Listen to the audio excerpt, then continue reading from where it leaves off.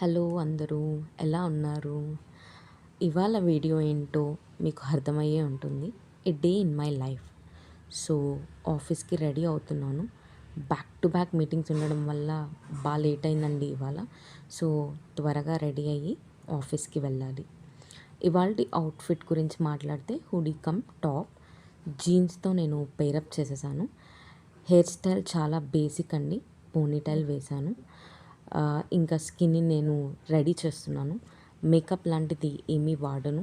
నా స్కిన్ అసలే చాలా సెన్సిటివ్ అండి. So just rose water, aloe vera gel, moisturiser and sunscreen. ఇదే నా daily skin care, morning skin care.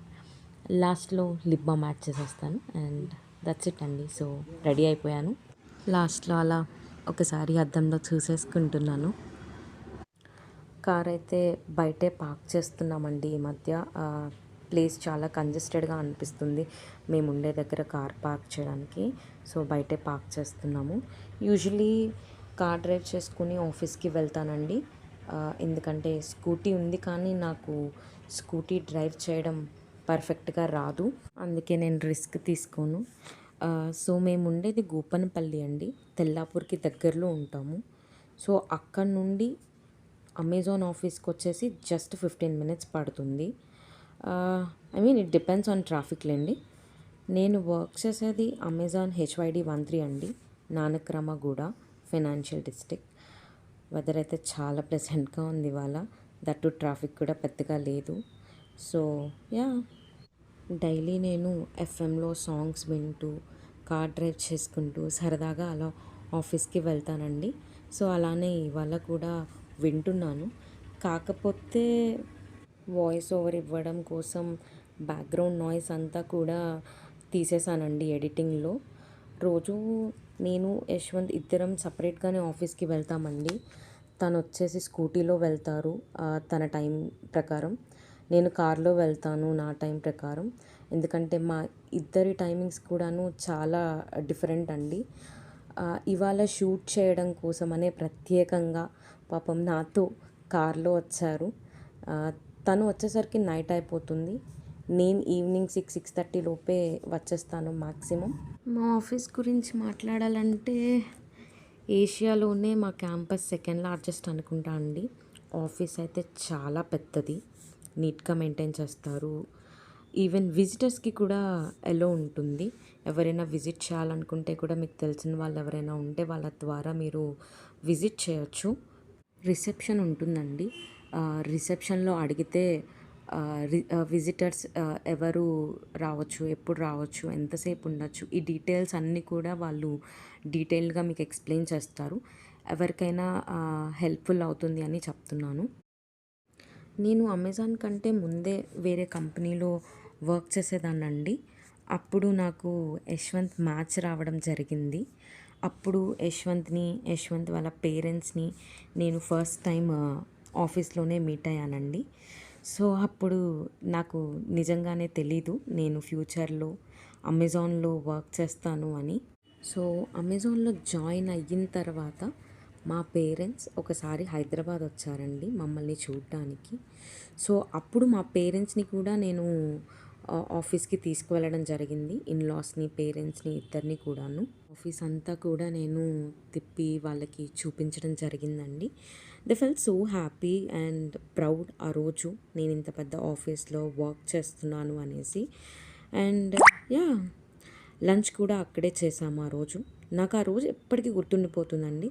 It's a very sweet memory నా లైఫ్లో. సో దాన్ని మీతో షేర్ చేసుకోవాలి అని అనిపించింది.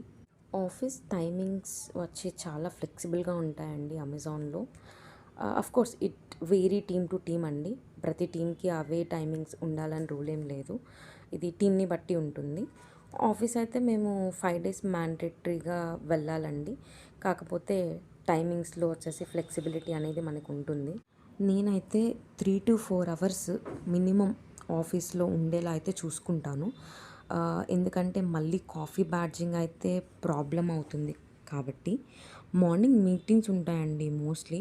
సో మీటింగ్స్ అయ్యాక ఆఫ్టర్నూన్ వెళ్తాను around 1 to 2 and then 6 PM అలాగా నేను లాగౌట్ చేస్తాను.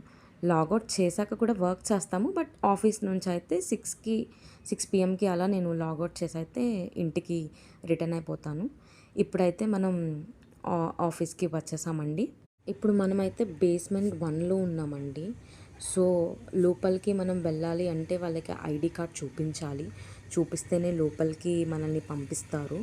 దాని తర్వాత మనం ఇలా ఇక్కడికి వచ్చిన తర్వాత అది మన ఓపెన్ అవ్వాలి అని అంటే మనం ఐడి కార్డ్ని స్వైప్ చేయాలి. స్వైప్ చేస్తే దాంట్లో సెన్సర్ ఉంటుంది. ఆటోమేటిక్గా అది స్కాన్ చేసుకొని మనకి ఓపెన్ అనేది అవుతుంది అలాగా. నేను మోస్ట్లీ లేట్ వెళ్తాను కాబట్టి ఆఫీస్కి బేస్మెంట్ 1లో కార్ పార్కింగ్ అనేది వేకెంట్గా ఉండవండి ఎక్కువగా.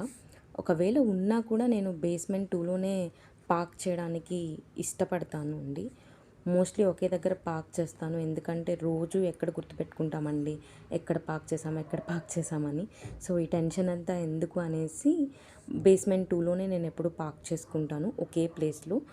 సో అలా అయితే మనం ఎక్కువ గుర్తుపెట్టుకునే పని ఉండదు. మనమైతే కార్ పార్క్ చేసే ప్లేస్కి రీచ్ అయిపోయామండి. సో కార్ ఇలా పార్క్ చేశాను మనకిచ్చిన పార్కింగ్ స్పేస్లో.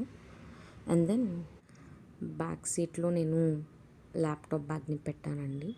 సో బ్యాగ్ని అయితే నేను తీసేసుకొని కార్ని లాక్ చేయడం జరిగింది.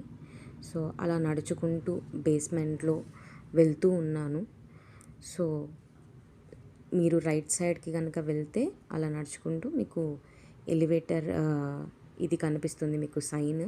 ఆ సైన్ కనిపించిన వెంటనే నేను లోపలికి వెళ్ళిపోతాను.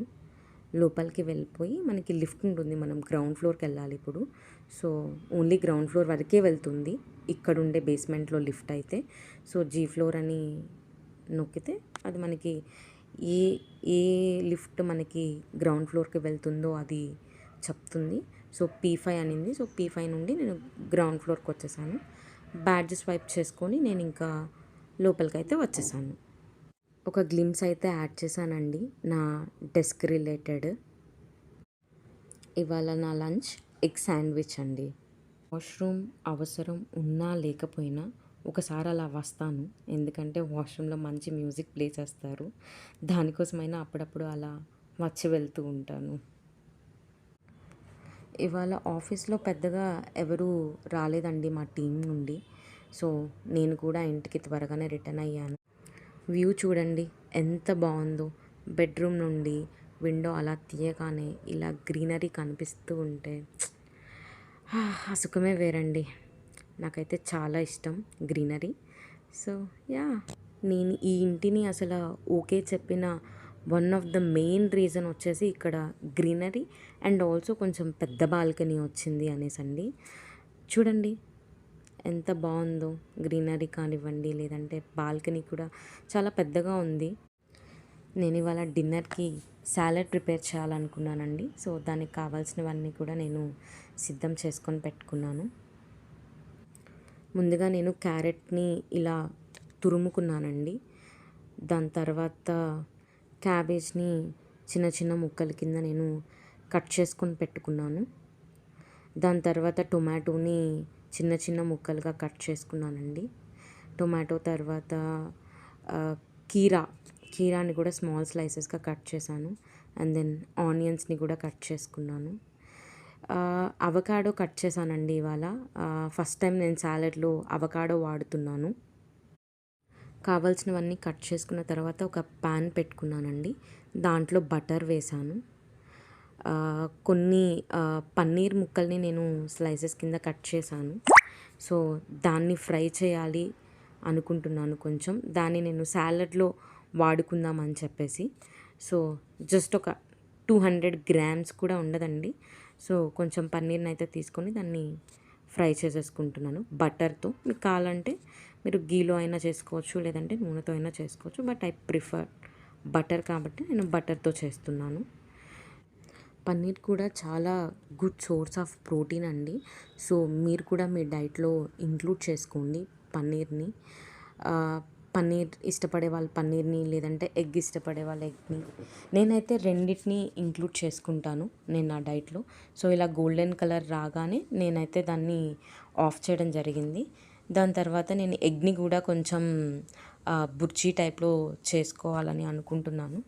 సో యా బుర్జీలాగా చేసుకొని దాన్ని కూడా నేను నా సాలెడ్లో అయితే నేను యాడ్ చేసేసుకున్నాను.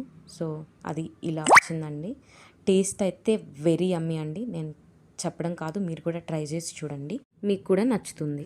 ఇక్కడితో ఈ వ్లాగ్ అయితే నేను ఎండ్ చేసేస్తున్నానండి. మీకు కనుక ఈ వీడియో నచ్చితే like, comment, share and subscribe to Diya daily vlogs.